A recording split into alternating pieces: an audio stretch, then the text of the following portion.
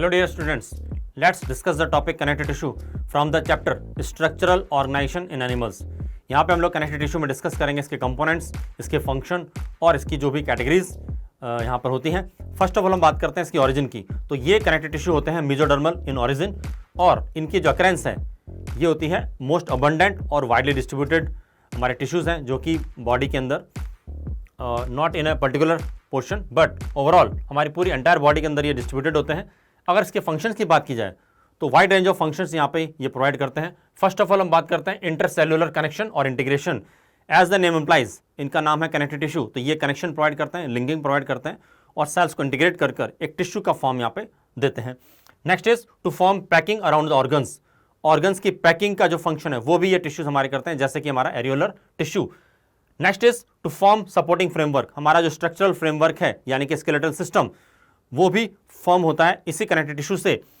Synthesis of antibodies, यानी कि यहाँ पर कुछ और भी फॉर्मेशन हो रहा है, जैसे कि एंटीबॉडीज जो कि स्पेशली मैक्रोफेज जो कि हमारे कनेक्टिव टिश्यू की एक सेल होती है, साथ साथ ब्लड एंड इट्स कंपोनेंट्स और स्केलेटल कंपोनेंट।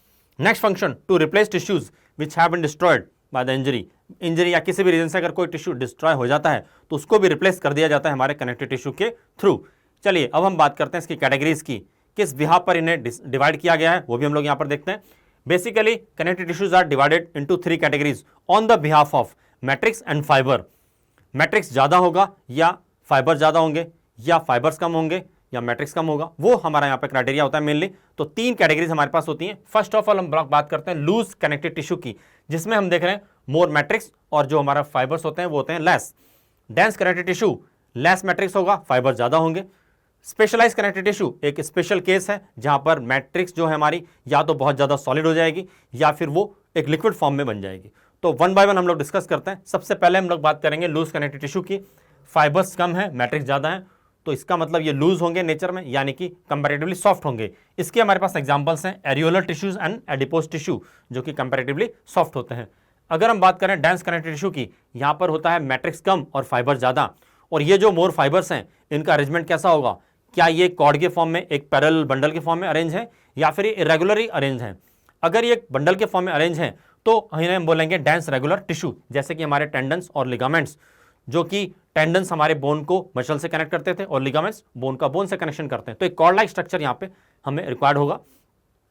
अगर ये हमारे कनेक्टिव टिश्यू, ये फाइबर्स अगर ये इरेगुलरली अरेंज हैं, एक शीट फॉर्मेशन कर रहे हैं, तो ये किसी ना किसी चीज़ को कवर करने का काम करेंगे, जैसे कि हमारी स्किन के अंदर होते हैं। और इसके साथ साथ अगर हम बात करें perichondrium, periosteum, Glisson's capsule, renal capsule etcetera, इन सब में यही एक तरह का इरेगुलर टिश्यू हमें मिलता है, जिसे हम लोग बोलते हैं dense irregular tissue. Third category is specialised connective tissue. यहाँ पर हम लोग देखते हैं स्केलेटल कनेक्टिव टिश्यू और फ्लूइड कनेक्टिव टिश्यू। यहाँ पर भी मैट्रिक्स का जो बेसिक डिफरेंस है, स्केलेटल के अंदर मैट्रिक्स हो चुकी है सॉलिड और इसमें हो चुका है मिनरल डिपोजिशन, यानी कि मिनरलाइज है, जैसा कि हमारा कार्टिलेज एंड बोन्स में होता है। कार्टिलेजेस जो कि सॉलिड एंड प्लायबल होती हैं और bones hard and non pliable होती हैं। Why, what is the reason? The reason is basically solid matrix and mineralisation of this matrix. Next हमारे पास जो कैटेगरी है वो है फ्लूइड कनेक्टिव टिश्यू। फ्लूइड यानी कि यहां पर रिजिडिटी यहां पर बिल्कुल नहीं होगी। क्यों नहीं होगा ऐसा? क्योंकि इसका हमारे पास जो कैटेगरी है वो उसमें हम देखते हैं यहाँ पर लिक्विड है और फाइबर फ्री मैट्रिक्स है। मैट्रिक्स यहाँ पर बिल्कुल जो है फाइबर फ्री होती है और ये इसका जो एग्जांपल है वो है हमारे ब्लड एंड लिम्स, यानी कि हमारे बॉडी फ्लूइड। तो बॉडी फ्लूइड, और इसलिए इसको हम बोलते हैं फ्लूइड कनेक्टिव टिश्यू, और इसे हम लोग फॉल्स कनेक्टिव टिश्यू भी बोलते हैं। चलिए अब हम लोग इसके जो भी कंपोनेंट्स हैं उनके वन बाय वन हम लोग डिस्कस करते हैं यहाँ पर। तो ये देखिए आप इस स्ट्रक्चर में, इस डायग्राम में आप देख रहे हैं यहाँ पर कई तरह के फाइबर्स हमारे पास में, एक काफ़ी बंच के फॉर्म में थिक सा फाइबर है जिसे हम लोग बोलते हैं कोलेजन फाइबर। येलो कलर का एक हमारे पास फाइबर है जो कि ब्रांच्ड है, इसे हम बोलते हैं इलास्टिन फाइबर। और एक हाईली ब्रांच ग्रीन कलर का फाइबर हमें शो हो रहा है जिसे हम बोलते हैं रेटिकुलर फाइबर। इस अपार्ट फ्रॉम दिस कुछ हमारे पास सेल्स भी यहाँ पर हमें शो हो रही हैं। मैक्रोफेजेस हैं, प्लाज्मा सेल्स हैं, एडिपोसाइट्स हैं, फाइब्रोब्लास्ट सेल्स एक्सेट्रा। ये सब के सब हमारे इस कनेक्टिव टिश्यू का बेसिक पार्ट होते हैं। इन्हें हम लोग वन बाय वन डिस्कस करेंगे। 2 हम लोग यहाँ पर बेसिक कैटेगरीज डिवाइड कर लेते हैं। फर्स्ट होती है हमारी फाइबर्स और सेकंड है सेल्स, यानी कि कनेक्टिव टिश्यू के अंदर फाइबर्स और सेल्स दोनों का जो यहाँ पर कोलैबोरेशन होता है, साथ साथ रहते हैं। कोलेजन फाइबर्स, इलास्टिक फाइबर और रेटिकुलर फाइबर्स, तो 3 तरह के हम लोग फाइबर्स मिलेंगे। और यहाँ पर हमारे कुछ सेल्स भी हैं, fibroblast cells, macrophages, mast cells, adipocytes, lymphocytes और plasma cells. One by one हम सबको फाइबर्स और सेल्स को डिस्कस करते हैं। सबसे पहले हम लोग बात करेंगे हमारे कोलेजन फाइबर की। कोलेजन फाइबर अगर आप इसका अपीयरेंस देखें तो इसका अपीयरेंस होता है white and bright colour. It means हमें इन्हें बोल सकते हैं व्हाइट फाइब्रस कनेक्टिव टिश्यू, और ये बने होते हैं कोलेजन प्रोटीन से। Present in maximum quantity in vertebrates, maximum quantity में हमें वर्टिब्रेट्स में ये फाइबर्स मिलेंगे apart from other. Next one is wavy and tough fibres. इनका appearance not in a straight line, ये होते हैं हमेशा वेवी अपीयरेंस के अंदर और टफ होते हैं। These are not delicate fibres और हमेशा एक बंडल के फॉर्म में अरेंज होंगे। इस बंडल को हम लोग बोलते हैं फेसिया, इस बंडल को हम बोलते हैं फेसिया।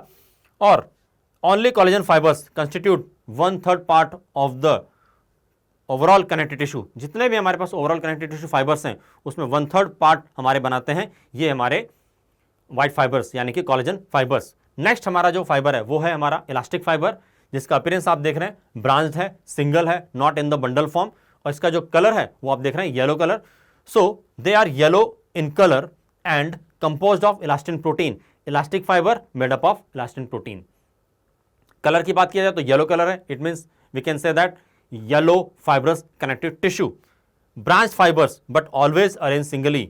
हमने यहाँ पे देखा ये किसी भी बंच या बंडल के फॉर्म में नहीं होते हैं, ये हमेशा सिंगल होते हैं, बट यहाँ पर ब्रांचिंग आपको जरूर मिलेगी। In these fibres maximum elasticity is present as the name employs. इनका नाम है इलास्टिक फाइबर्स, ऑब्वियसली इनमें आपको मैक्सिमम इलास्टिसिटी मिलेगी। नेक्स्ट हमारे पास फाइबर आता है वो है हमारा रेटिकुलर फाइबर। रेटिकुलर फाइबर यानी कि हाईली ब्रांच नेटवर्क है, एक मैश है, इसी वजह से इसको हम बोलते हैं reticular. Also known as argyrophil fibre. Why? Because these are stained with, this can be stained with argentum और सिल्वर सॉल्ट। इस सिल्वर की वजह से इसे हम लोग बोलते हैं argyrophil fibre. Composed of reticulin protein, तो यहां पर हमें जो प्रोटीन मिलता है वो है reticulin protein. Highly branched fibres which always form dense network. Highly branch होने की वजह से एक मैश लाइक स्ट्रक्चर, एक डेंस नेटवर्क यहां पर बन जाता है, तो ये डेंस नेटवर्क हमेशा फॉर्म करते हैं। इलास्टिसिटी इज कंप्लीटली एब्सेंट, यहां पर इलास्टिसिटी बिल्कुल नहीं मिलेगी। डेलिकेट फाइबर्स हैं, so these are not tough fibres, है ना, बहुत सोफिस्टिकेटेड फाइबर्स होते हैं। Mainly distributed in lymphoid organs just like spleen and lymph nodes. तो इस तरह के जो हमारे पास लिम्फॉइड ऑर्गन्स हैं वहां पर हमें ये टिश्यूज फाइबर्स देखने को मिलते हैं। चलिए इसके बाद हम लोग बात करते हैं हमारी सेल्स की। कनेक्टिव टिश्यू के अंदर कौन कौन सी सेल्स होती हैं। सबसे पहले हम लोग देखते हैं fibroblast cells. Fibroblast cells largest cell of connective tissue proper, और इनके अगर आप शेप देखें, इनके अंदर साइटोप्लाज्मिक प्रोसेस निकलने की वजह से, ग्रो होने की वजह से इनका शेप हो जाता है irregular. Maximum in number, size में लार्जेस्ट है और नंबर इनका होता है मैक्सिमम। मेन फंक्शन और प्राइमरी फंक्शन क्या होगा? As the name employs, fibroblast. Blast का मतलब होता है प्रोडक्शन करना, प्रोड्यूस करना, फॉर्मेशन करना। किसका प्रोडक्शन होगा? यहां पर प्रोडक्शन होगा फाइबर्स का। सो इनका मेन फंक्शन होता है टू प्रोड्यूस फाइबर्स। इसके साथ साथ ये काफी अमाउंट में मैट्रिक्स भी प्रोड्यूस करती हैं, इसलिए इन्हें बोला जाता है चीफ मैट्रिक्स प्रोड्यूसिंग सेल्स। इसके बाद हम लोग नेक्स्ट सेल देखते हैं जो कि हमारे पास है मैक्रोफेज। मैक्रो मतलब एक बड़ी सेल होगी, फेज यानी कि फाइगोसाइटोसिस प्रोसेस करने वाली, सेल ईटिंग का प्रोसेस करने वाली। मॉडिफाइड मोनोसाइट्स होती हैं, इरेगुलर शेप होती है, इनके अंदर भी लिटिल साइटोप्लाज्मिक प्रोसेस की वजह से इसका शेप हो जाता है irregular. They are phagocytic in nature, they destroy bacteria and viruses. How? By the phagocytosis process. Cell eating कर कर उनको खा जाती हैं, बैक्टीरिया और वायरसेस को खा जाती हैं और उनको डिस्ट्रॉय कर देती हैं। Also called as scavenger cells. Scavenger cells भी इन्हें बोला जाता है, क्यों?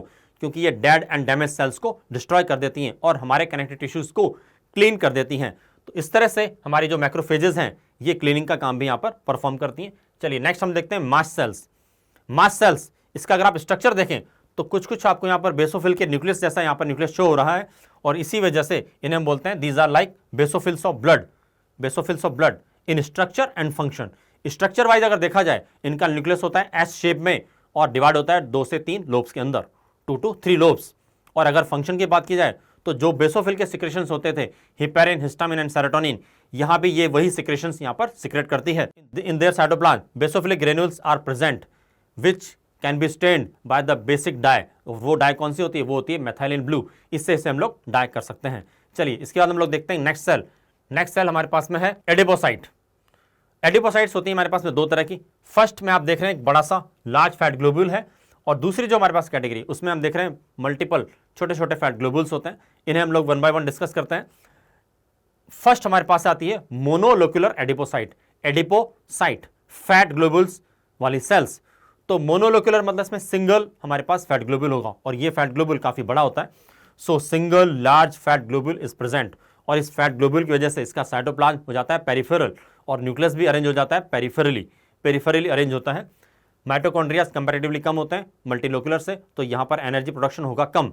जबकि अगर हम लोग बात करते हैं मल्टीलोक्यूलर एडिपोसाइट्स की, इनमें आपको लाइट ग्रीन कलर में मल्टीपल फैट ग्लोबुल्स दिख रहे हैं और ये मल्टीपल फैट ग्लोबुल्स पूरे साइटोप्लाज्म के अंदर फैले होते हैं, डिस्ट्रीब्यूटेड होते हैं और न्यूक्लियस की पोजीशन हो जाती है सेंट्रल, जबकि मोनोलोक्यूलर में था पेरिफेरल, यहां पर हो गया सेंट्रल।